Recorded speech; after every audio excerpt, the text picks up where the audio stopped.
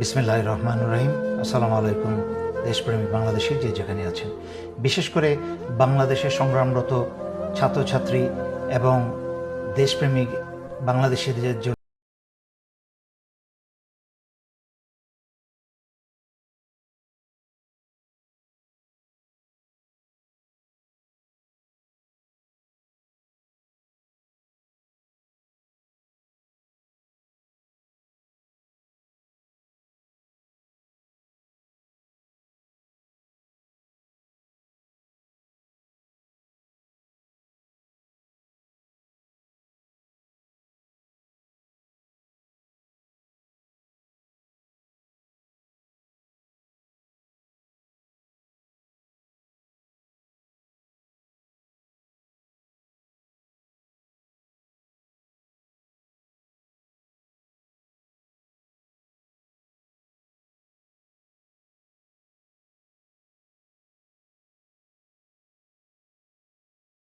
রাজনৈতিক তথাকথিত নেতাদেরকে এবং চোর বদমাশদেরকে কিন্তু জেলে ভরেছিল।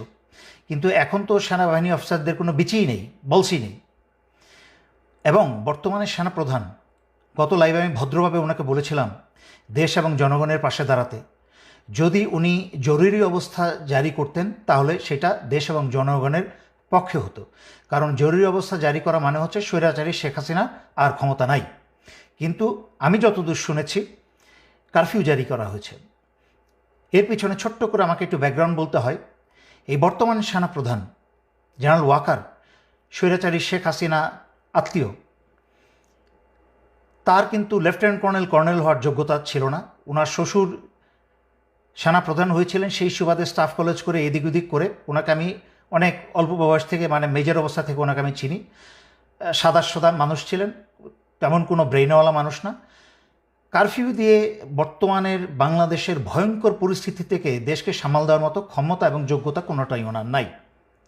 আমি অবাক হচ্ছি যে ওনার সেই যোগ্যতা না থাকতে পারে, কিন্তু বাংলাদেশের অন্যান্য ডিভিশন কমান্ডার এবং জেনারেল যারা আছেন তাদেরকে তো বেশিরভাগই আমি চিনি।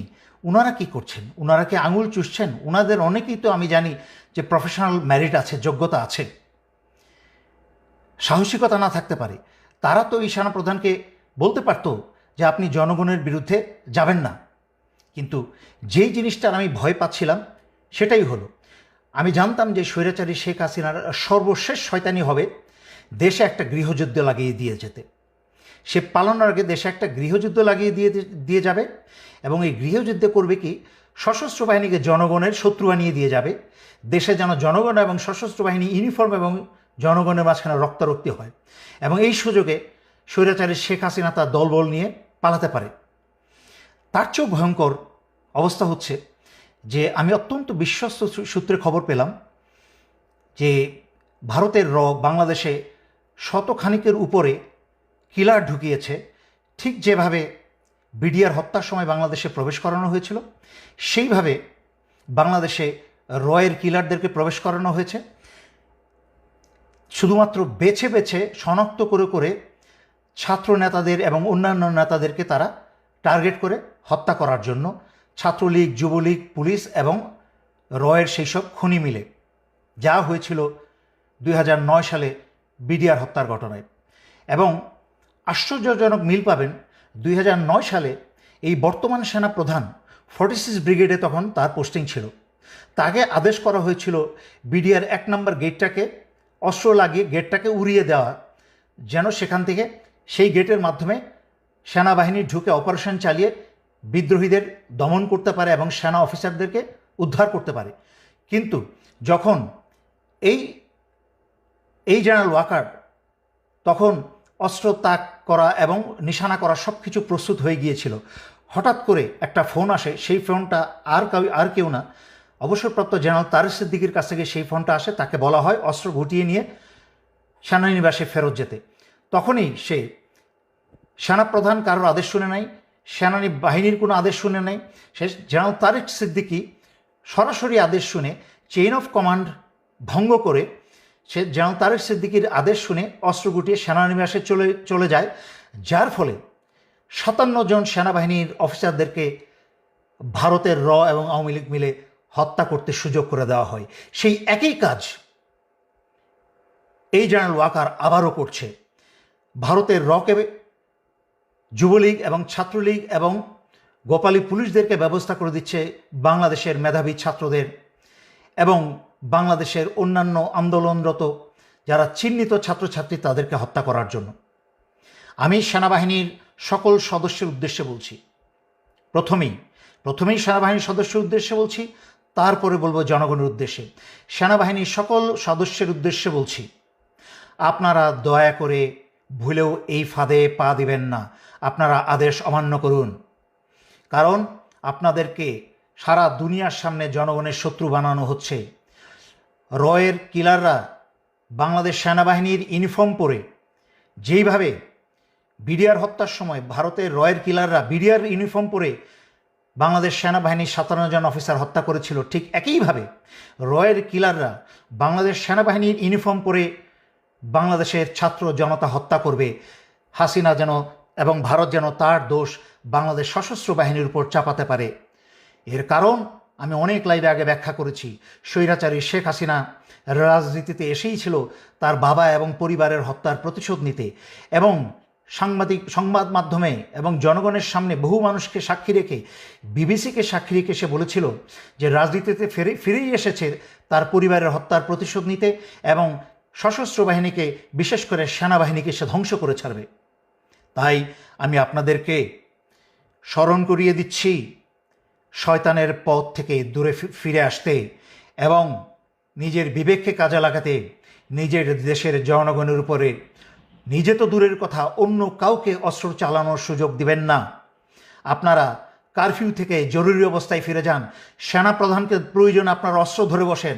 আপনারা কেউ এই কারফিউতে যাবেন না। আপনারা ক্ষমতা হাতে নিয়ে নিন, দেশের দায়ভার আপনারা ক্ষমতাভার হাতে নিয়ে নিন, যেন বাংলাদেশের জনগণকে কেউ হত্যা করতে না পারে।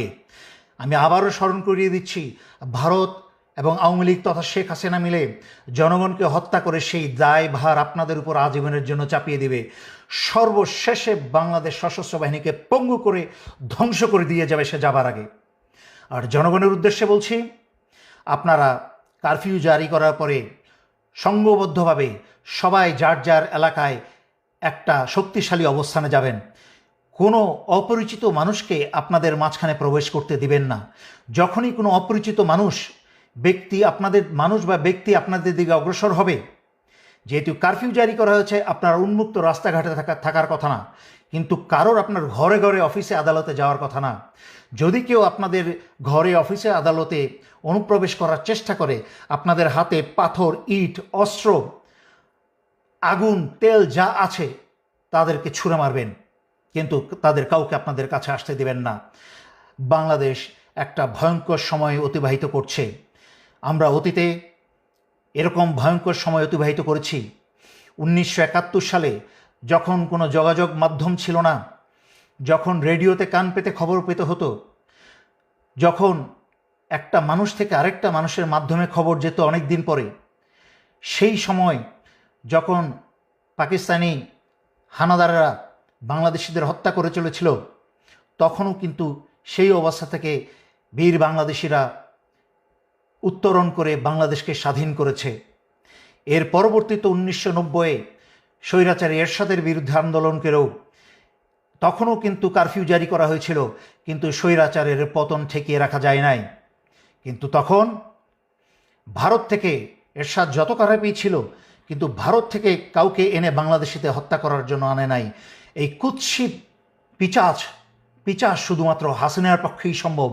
এই চরিত্রহীন কুৎসিত মহিলা, তাকে এবং তার আওয়ামী লীগকে যেখানে পাবেন আপনারা ধ্বংস করবেন, এবং তার পুলিশকে। আমি আর কথা লম্ব না করে সশস্ত্র বাহিনীর প্রতিটা সদস্যকে আমি স্মরণ করিয়ে দিচ্ছি, বাংলাদেশে গৃহযুদ্ধ লাগাতে যাচ্ছে স্বৈরাচারী শেখ হাসিনা। সমস্ত গণহত্যার সমস্ত দায়ভার আন্তর্জাতিক মিডিয়াতে, দেশে বিদেশে সব জায়গায় আপনাদের উপরে আসবে, যেহেতু ভারতীয় বাংলাদেশের সশস্ত্র বাহিনীর ইউনিফর্ম পরে জনগণকে হত্যা করার চেষ্টা করবে। আপনারা এখনই সচেতন হয়ে যান, সরকারকে উৎখাত করুন, যুবলীগ, ছাত্রলীগ সব জেলে ভরুন, এবং বাংলাদেশ থেকে রকে গুলি মেরে মেরে রাইফেলের বাট দিয়ে আঘাত করতে করতে আপনারা দেশ থেকে বের করুন। দেশের